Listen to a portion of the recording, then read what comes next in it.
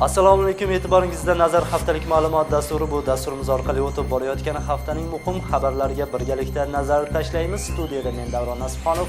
Bugungi dasturimizda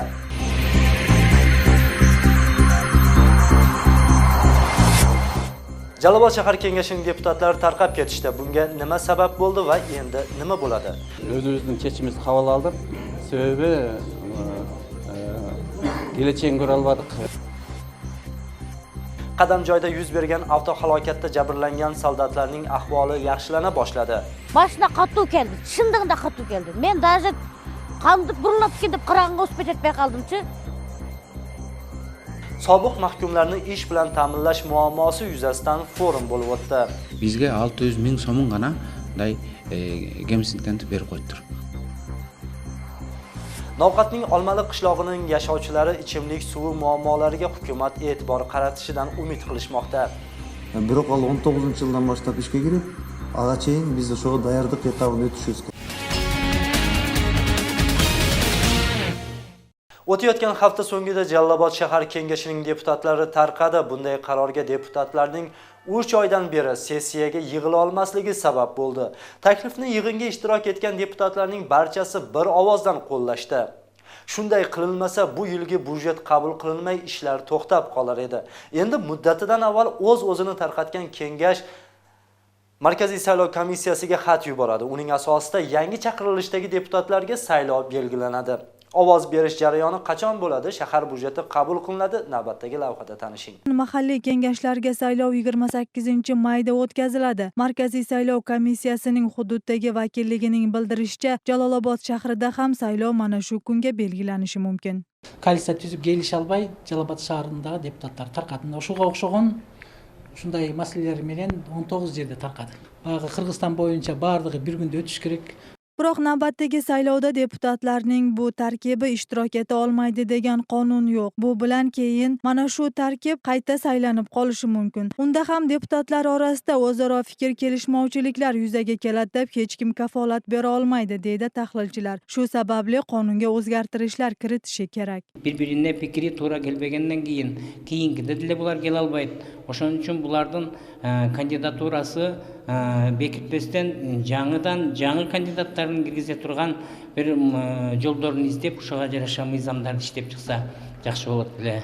Mahalliy kengashning tarqashi Jalolobod shahrining budjetini qabul qilinishini ham ortga suradi. Bu esa bu yilga rejalashtirilgan yirik qurilishlarning butmay qolishiga olib keladi. Budjetga tobe bo'lgan mahkamalarga esa har oyda 12 dan 1% bo'linib, ish to'xtab qolmaydi. Eslatib o'tsak, o'tgan yili ham budjet 15-martda qabul qilingan edi. Budjetning kech qabul qilinishi natijasida shaharda 2 obyektning qurilishi butmay qolgan.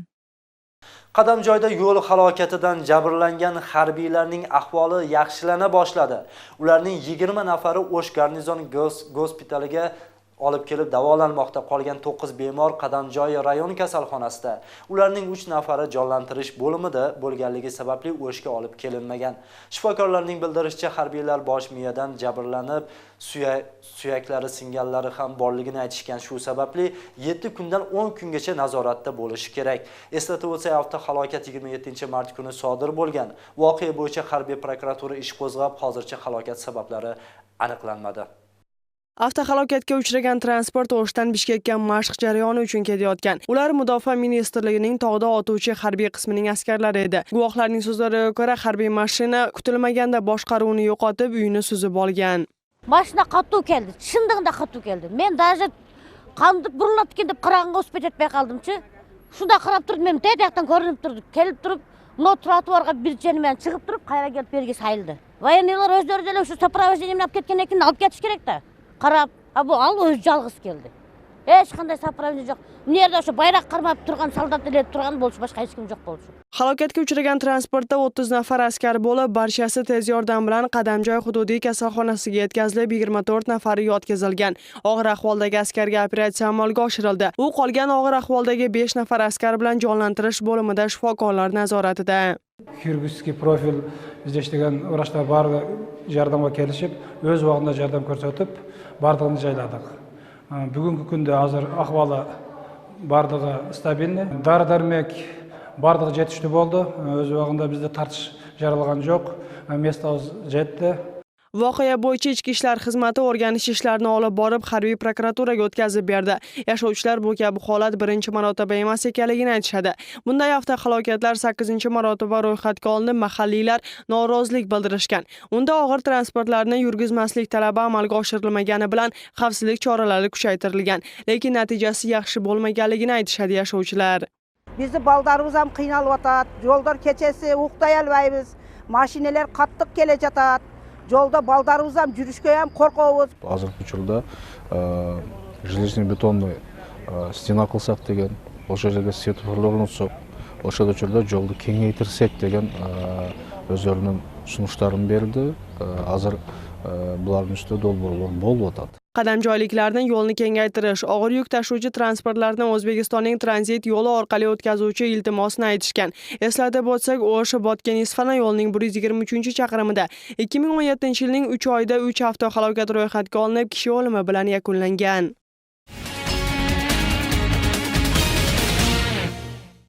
Ozodlikdan mahrum qilgan fuqarolarni jazo muddati tugagandan keyin jamiyatga moslashishi va ish bilan ta'minlashishi zarur. Bu muammo butun dunyoda, jumladan Markaziy Osiyo davlatlarida ham dolzarb hisoblanadi. Turkiya, Qozog'iston, Tojikiston, Rossiya, Norvegiya va Belorussiya o'lkalarining jazoni o'tash muassasasining vakillari bu haqda Bishkekda o'tgan forumda muhokama qilishdi. Forumda yana nimalar haqida so'z bordi va qanday xulosalarga kelingani haqida muxbirimiz hikoya qiladi. O'lkada qamoqda o'tirgan fuqarolarning sharoitiga e'tibor qaratilmaydi. Ular kunlik ovqat bilan ta'minlanib, yotishi uchun joyi bor. So'nggi 5 yilda amnistiya bilan 8000 ga yaqin odam ozodlikka chiqqan. Bu tashabbus o'tgan yili ham ko'tarilib, mustaqillikning 25, Urkunning 100 yilligi munosabati bilan minglagan kishi ozodlikka chiqqan edi. Achinarlisi, ularning 30% qayta jinoyat qilib qamoqqa tushgan.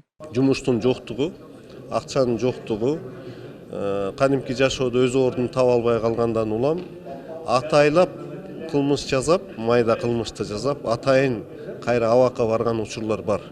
Мына мен былтыр дээрлик бардык дебейин, эми бир жарымдан көбүн кыдырдым, ушу колонияларды, тергөө изоляторларын, убактылуу кармоочу жайларды кыдырдык. Аякта шарт чындыгында оор.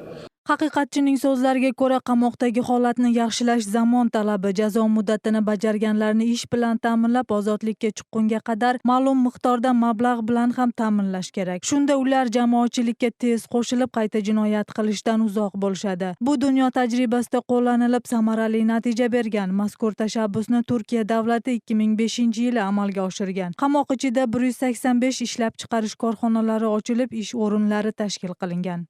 Türkiye'de 2000'li yılların başından Türkiye'de türmelerin içindeki kılmışkerlerge algaç psikologiyalык jardam көрсөтүлөt. Андан соң алар теориялык жактан окуп, аны практика жүзүндө ишке ашырышат. Бул колдоо жазасын аткаргандарга абактан чыккандан кийин да көрсөтүлөт. Анткени алар абактан бошогондо жумушсуз жүрбөй, коомдук жайларга ишке орношууда кыйналбайт. Учурда абактагылардын басымдуу бөлүгү өндүрүш тармагында иштеп, каражат да табышат. Forum davomida 7 o'lkadan kelgan mutaxassislar tajribalari bilan bo'lishdi. Hozirda Norvegiya davlatida qamoqda o'tirganlarning 8% ga muddat vaqtida erkinlik berilgan. Unda jazo o'taganlar jamoatchilikka aralashib, o'qib ishlash imkoniyatiga ega. Qamoqdan chiqqan fuqarolarning 78% qayta qamoqqa kirmaydi. Hozirda bu usulni jazo o'tash xizmati sinov loyihasi orqali qo'llab, Issiqko'l va Chuy oblastining qamoqdan chiqqan 10 fuqarosini tanlab, jamiyatga aralashib ketishga yordam berishmoqda. Жаза аткаруу системасы менен биргеликте ушул жөн гана баягы жазасыны алганда түрмөдө отурбай, мүмкүн бир жумуштарды кылып, жок дегенде ушул немеге чыкканда, боштондукка чыкканда баягы ачык каражат менен чыксын деген да ишаралар карап атабыз. Hozirda o'lkada qamoqdagilarning 30%gagina ish bilan ta'minlangan, qolganlar har kuni bekor o'tirishga majbur. Oldinda mehnat bilan qamoqdagilarni ta'minlash rejasi davlatda bor. Shunda ular o'qib ishlash imkoniyatiga ega bo'lishadi. Bu tashabbus 2019-yili sud islohoti amalga oshsa, shunda boshlanishi taxmin qilinmoqda. Probatsiya жөнүндө мыйзам кабыл алынды. Жакында биздин президент кол коюлуп, бирок ал 19-жылдан баштап ишке кирет. Ага чейин биз ошого даярдык этабын өтүшүбүз керек. Ал боюнча азыр өкмөттө өзүнчө атайын топ түзүлгөн. Ошол топ ишке ашырат да, ушул 19 жылга биз ошол убакыт келген кезде биз баягы даяр болушубуз керек дагы ошол мыйзам ишке аша башташ керек да. Бул боюнча абдан көп жумуш турат. Анткени инфраструктураларды дагы келтиришибиз керек. Буга бир топ каражаттар керек.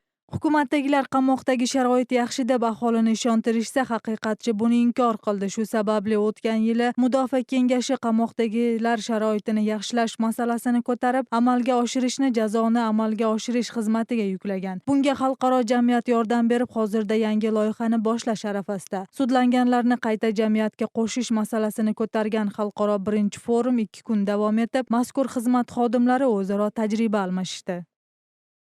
Dasturimizni davom ettiramiz. Noqatning Olmaliq qishlog'ida ichimlik suv muammosi hal qilinmay, yashovchilar suvni olisdan tashib ichishga majbur.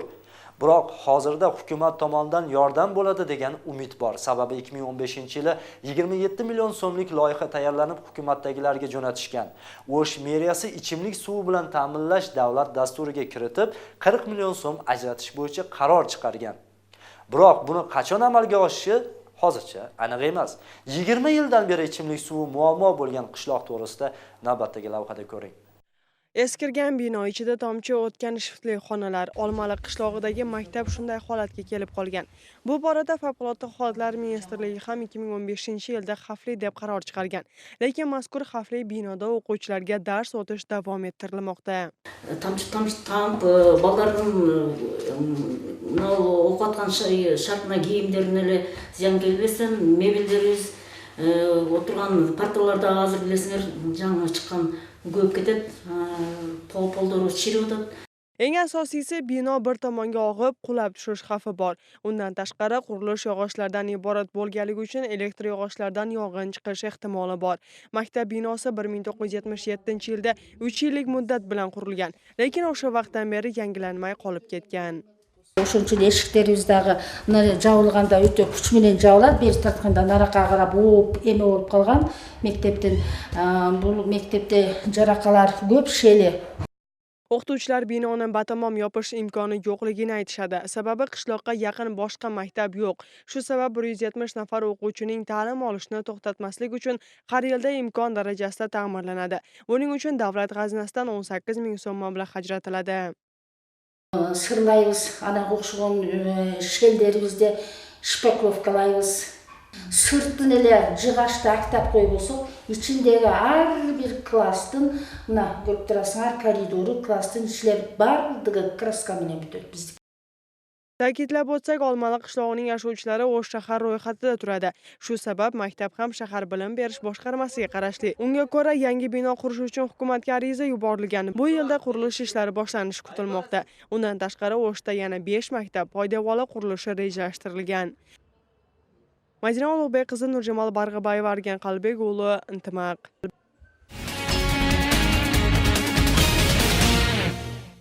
O'sh shahrining 222-kvartalida sel suv toshqini xavfi ostida. Sababi bu hududda ariq va kanallar qazilmagan. Natijada yomg'ir ko'p yoqqan kunlari uylarni suv bosadi. Yashovchilar bu bo'yicha 10 yildan beri shahar meriyasiga murojaat qilib arzlanib kelishadi. Natija bo'lmasligini bilishdi va tegishli mutaxassislar bu yil yo'llarga shag'al to'shalsa, kelasi yili qolgan ishlar bajarilishini ma'lum qilishdi. Batafsil navbatdagi lavhada tanishing.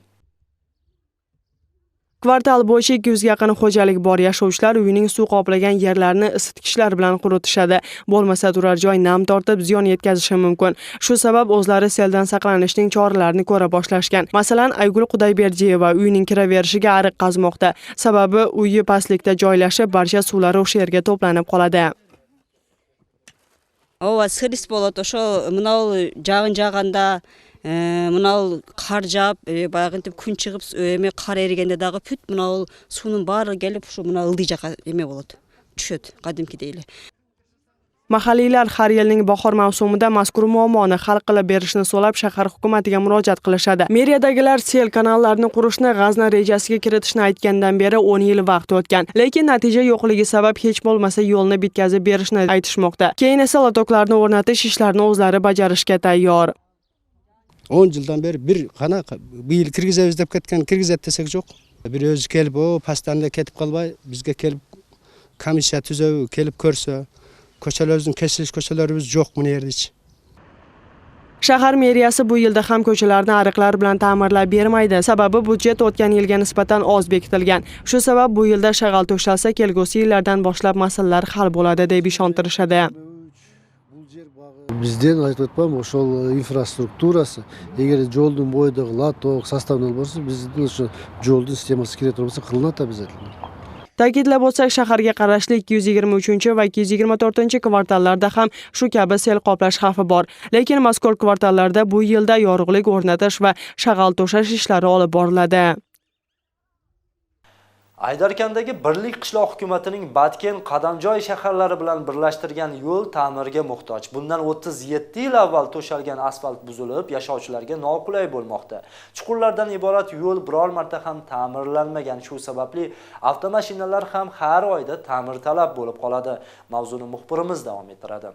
Sirt qishlog'idagi nochor yo'l 1 chaqirimni tashkil qiladi, biroq u butun Birlik qishloq hukumatini Batken va Qadamjoy shaharlari bilan bog'lab turadi. Asosiy yo'lga 1980-yili asfalt to'shalib, shundan beri ta'mirlash ishlari olib borilmagan. Natijada chuqurlar ko'payib, ayrim joylari asfalt qoldiqlarida ham yo'q. Bahorda yog'ingarchilik vaqtida ko'lmaklar paydo bo'lib, undagi suv oylar davomida turadi. Qishda esa mana shu chuqurlarga qor to'lib muzga aylanadi. Yo'lning yomonligi sababli haydovchilar avtomashinalarni har oyda ta'mirlab ehtiyot qism olishdan charchadik deyishdi.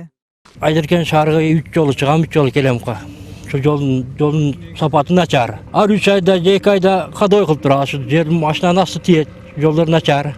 Bu yo'ldan 14 qishloqning aholisi shaharga qatnaydi. Mahalliy hukumat asfalt to'shash iltimosini Qadamjoy rayon 46-sonli yo'l xizmat ko'rsatish ishxonasiga bildirgan. Biroq mazkur mahkama yo'lni ta'mirlash u yoqda tursin, texnikasini ham bermayotganini yashovchilar norozi bo'lib aytishdi. Har yili qishda yo'ldagi qorni mahalliy aholi o'zi tozalab, bahorda imkoni boricha ta'mirlashadi. Buning uchun qishloq hukumati har yili 50 mingga yaqin pul ajratadi. Buna bir yazda özümüz şu eti ayel hükümetin başçısı uyuşturma yerde sürdürüp koydu, buna suudu kaçırıp yoldan. Atak bizge bir depten bir kelgen adamcık da karagan adamcık kayrılıp otağız. Buna turbanı buna bulkları özümüz ayel hükümetin esenim men ayeldan keldi uşularda uyuşturma yerge turba kömdük şu suudu kaçırış için. El özü kötörüp sonra sençe gurun toşni kılıp oңдойло özübüz oңдойло maldes. Bizge asfaltını alıp berseň deyt. Al kömbekte kıl. Qışında taygaq bo'ladi, qışında taygaq bo'lganda borib sularni so'rasak, o'sha qiynab beradi. Arang bir ikki yo'l olib kelib chashdik. Biroq yuqorida aytilganlarni yo'l xizmat ko'rsatish ishxonasining rahbariyati inkor qildi. Ularning so'zlariga ko'ra, qishda bu yo'lni 3 texnika tozalaydi. Yo'lni ta'mirlashga respublika byudjetidan mablag' ajratilmaganligi uchun asfalt to'shalmayapti. Kelasi haftadan 1 chaqirim yo'lga shag'al to'shalib, ta'mirlash ishlari boshlanadi. Yok, soramaz. Benim 3 teknikamdır. Bukvalna bir cuma oldu. Bana panellik günde sinimat edip alıp gelip yeter remont kılır odan. Bir pogrozчик, bir greyder, bir samasını aldı. Hardan keyin oşonday bolup da hem aytып atpayım mı? 2-3 günde biz greyder alıp barıp başına alıp barabız, pogrozчик alıp barabız, oңдоп koyuyoruz onu. 1 yılda kılgan işimiz oşol bizim. Çağıl yollar жазда buzulup da ol asfalt töşelmeydi. Asfalt однозначно только центральный yollar var. So'xdan Qadamjoyga ketgan trassadan Birlik qishloq hukumatigacha bo'lgan yo'lga asfalt to'shash uchun 6 million so'm sarflanadi. Shu mablag' qishloq hukumati byudjetidan ajratilmaganligi sababli 2 yildan beri shag'al to'kiladi. Birlik qishloq hukumatida umumiy 11 qishloq bor. 11 mingdan ortiq aholisi bor hudud O'zbekiston bilan chegaradosh bo'lib, So'x anklavi yaqinida joylashgan.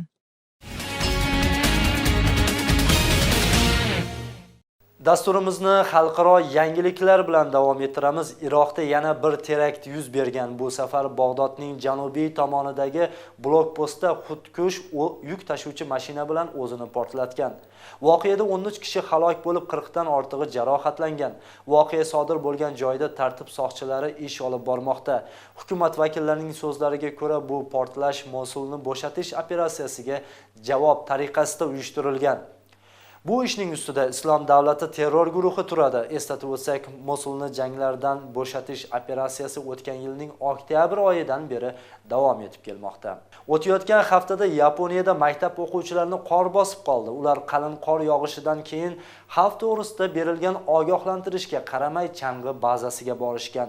Halokatdan 7 o'quvchi halok bo'lgani aytilmoqda. Bundan tashqari 40 ga yaqini jarohatlangan. Yaponiyada maktab o'quvchilarini qor bosib qoldi. Halokat o'tgan sutkada ro'yxatga olingan. Bugungi kunda hukumatni ko'chki haqida eslatma berilib, toqqa chiqishga taqiq qo'yilgandan keyin o'quvchilar nega borishdi degan savol qiziqtirib kelmoqda.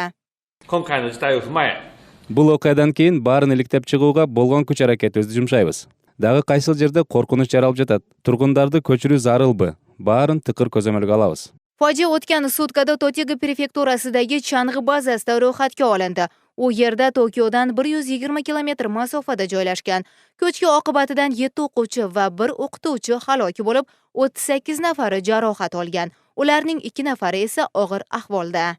Мындай калың кар жаагандан кийин кар көчкү жүрүү коркунучу жогору болот. Бул убакта тоого чыгуу да мүмкүн эмес болчу. Xavfli hududda jami 60 kishi bo'lgan.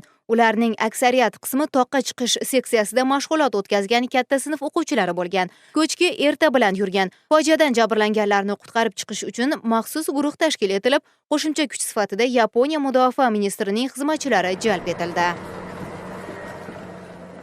Ukrainaning Lutsk shahrida Polsha elchiligi portlatildi. Ukrain politsiya xizmatining bildirishicha, elchilik binosi minamet bilan portlatilgan. Hozirda voqea bo'lgan joyda maxsus tekshiruv olib borilmoqda. Ma'lum bo'lishicha, snaryad o'qi bino tomiga tushgan. Elchilik binosining oynasidan 20 sm yuqoriga tegib, odamlar jarohatlanmagan. Sizga yetkazmoqchi bo'lgan xabar va lavhalarimiz shulardan iborat edi. Keyingi yakshanba nazar orqali nazarlashguncha omon bo'ling. Studiyada men Davron Nasibxonov bo'ldim.